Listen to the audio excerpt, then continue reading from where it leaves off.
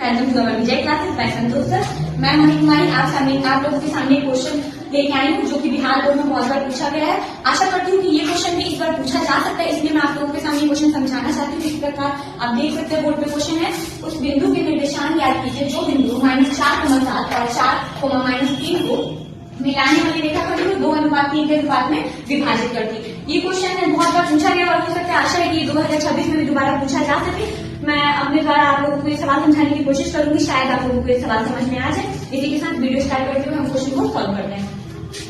देखिए सॉल्व करके स्टार्टिंग करते हैं हम लोग। इसकी क्वेश्चन है उस बिंदु के निर्देशांक याद कीजिए जो बिंदु तो हम लोग पहले ही कहते हैं कि हमारे कौन कौन से बिंदु हैं। तो दो बिंदु दीजिए आपको, 4,7 और 4,-3। तो हम इसको ए और इसको बी मान लेते हैं। आप लोग चाहे तो ए को पी और ए को क्यू मान सकते हैं। तो हम इसको ए मानते हुए -4,7 और इसको क्या मान लेते हैं बी। तो ये हम लोगों को हो जाएगा 4,-3। क्या कह रहा है, को मिलाने वाले रेखाखंड को 2:3 के अनुपात में विभाजित करके, को मिलाने वाले रेखाखंड। तो ये ए हो जाएगा, ये बी हो जाएगा। ए हम लोगों का है -4,7 और बी हम लोगों का क्या है 4,-3। इसको मिलाने वाले रेखाखंड को 2:3 के अनुपात में विभाजित करके, तो कितने अनुपात में विभाजित करके 2:3। तो इसको हम लोग क्या मान लेंगे नॉर्मली पी।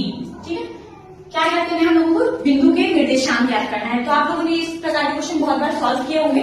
जो ये अनुपात में होते हैं इसको हम लोग क्या मान लेते हैं M1 और M2। तो M1 हम लोगों का हो जाएगा 2 और M2 हम लोगों को क्या हो जाएगा 3। इसके लिए बहुत आसान सा क्वेश्चन है कि अनुपात में विभाजित करती है। तो हम लोग पहले इसमें x और y के निर्देशांक याद करना है। तो x y होना जरूरी है। हम निर्देशांक के लिए फॉर्मूला लगाते हैं x के लिए M1x2 प्लस M2x1 बटा M1 प्लस M2। तो देखिए हमने M1 M2 तो निकाले, लेकिन हमको क्या निकालना है x1 x2 भी निकालना है। तो इसके जो हम लोगों ने बिंदु है, जो हमारे पास दोनों बिंदुओं में से हम निकालेंगे x1 x2 और क्या निकालेंगे हम लोग y1 और y2। तो हम लोग देखेंगे कि फर्स्ट हमारा क्या है, जो भी फर्स्ट, जैसे कि ये क्वेश्चन आपको दिख रहा है -4,7। तो -4 हम लोगों का क्या हो जाएगा x1 हो जाएगा और 7 का हो जाएगा हम लोगों का y1 हो जाएगा। सेम वैसे इसमें भी ये 4 और -3 निकल 4 हम लोगों का x2 हो जाएगा और जो -3 है वो हम लोगों का y2 हो जाएगा। मेरे ख्याल से मुझे और विस्तार में बताने की जरूरत नहीं है, शायद आप लोगों ने क्वेश्चन बहुत बार सॉल्व भी किया होगा। अब हम लोग यहाँ पे क्वेश्चन फॉर्मूला है, नॉर्मली फॉर्मूला पे बैठा देना है, ज्यादा कुछ प्रोसेस नहीं है इसमें। हम लोग को देखना है फर्स्ट क्या है x इक्वल टू M1 हम लोगों के साथ M1 क्या है 2 है 2 और इधर अगर कुछ नहीं है M1 इंटू x2 इंटू मतलब गुना M1 गुने x2 के स्थान में हम लोगों के पास क्या है 4 है। उसके बाद प्लस के प्लस फॉर्मूला के साथ M2 हम लोगों का 3 है, फिर इंटू फिर है हमारे पास x1 हमारे पास -4 है। तो दो साइन इतना लिखने के लिए हम इसे ब्रैकेट में लिखेंगे -4 बाय।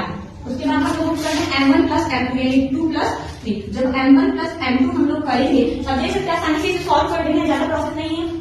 2 इंटू 4 यानी 2 गुने 4 हो जाएगा हम लोगों के पास 8 प्लस, और अब हम इसमें इंटू करेंगे 3 चौका 12, लेकिन किस में माइनस में। इतना तब जानते हैं कि एक प्लस में हो एक माइनस में, तो जो साइन माइनस का ही रहेगा, जैसे कि -4 और में 3 से इंटू होगा तो -12 ही होगा। उसके बाद जब नीचे हमारे ऊपर प्रोसेस हो गया फिर 2 और 3 कितना होगा हम लोग का 5। इसको और आगे बढ़ाते हैं, हम लोगों का 8 हो जाएगा प्लस माइनस। इधर क्या है कुछ नहीं है, इधर इंटू है, प्लस माइनस में इंटू होगा तो प्लस माइनस -12/5।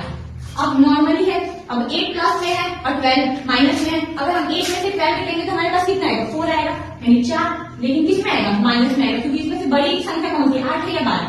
सब आप लोगों को पता होगा कि जो भी बड़ी संख्या होती है उसके आगे का जो भी साइन होता है वही साइन को माना जाता है। तो इस दोनों में छोटी संख्या 8 है लेकिन इसके आगे प्लस है तो प्लस नहीं माना जाएगा। बड़ी संख्या 12 के आगे साइन है माइनस का, तो इधर हो जाएगा -/5 में 5 का। आप लोगों का x इज इक्वल टू -4/5 आप लोगों का एक आंसर आ चुका है।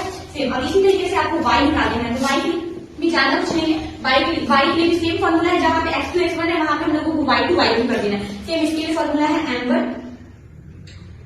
M1 y2 plus M2 y1 by M1 plus M2। Same y1 हम लोगों का क्या हो जाएगा M1 और M2 हम लोगों का सेम रहेगा, और जो x1 y1 y2 इस सब के स्थान पे ये सब चेंज होंगे। M1 हम लोगों का सेम हो जाएगा, फिर 2 इंटू y2 हम लोगों का क्या था y2 हम लोगों का है -3। मैंने बोला एक साइन दोनों साइनों को सामने लिखते इसलिए ब्रैकेट में लिख दिया जाता है प्लस। M2 हम लोगों का हो जाएगा यहाँ पे 3 और इंटू में y1 हम लोगों का क्या है 7 बाई m1 प्लस m2। जैसे m1 प्लस m2 है तो 2 प्लस 3 से वहां पे सेम फॉर्मूला में m1 प्लस m2 यानी 2 प्लस 3 हो जाएगा। फिर यहाँ पे 3 इंटू 2 होगा तो 6 होगा, बट 6 किस में होगा माइनस में, क्योंकि इसमें अब ये इंटू में हम लोग ये नहीं देखते कि अगर जो बड़ी संख्या है उसमें प्लस है तो प्लस ही होगा, ऐसा कोई रूल नहीं है, केवल प्लस माइनस में होता है। लेकिन इंटू में जो भी एक भी अगर संख्या माइनस में है और इंटू हो रहा है प्लस वाली संख्या से भी, तो आंसर मतलब इंटू करेंगे तो माइनस में ही आएगा। फिर फॉर्मूला से प्लस का प्लस और 3 सत्ते 21 बट्टा टू बट्टा, उसके बाद 2 और 3 को ऐड करेंगे तो 5। अभी नॉर्मली है, एक इसमें से आप लोग क्या कहते हैं 6 को हटा लीजिए तो आप लोगों के पास क्या जाएगा 15 बचेगा। लेकिन किसमें बचेगा प्लस में बचेगा, क्योंकि दोनों में से बड़ी संख्या आप देख सकते हैं क्या है 21 प्लस में और माइनस 6 है, तो यहाँ पे भी देख सकते हैं 21 माइनस 6 हम इस प्रकार भी लिख सकते थे, तो इसको काटेंगे तो क्या 15 ही आएगा।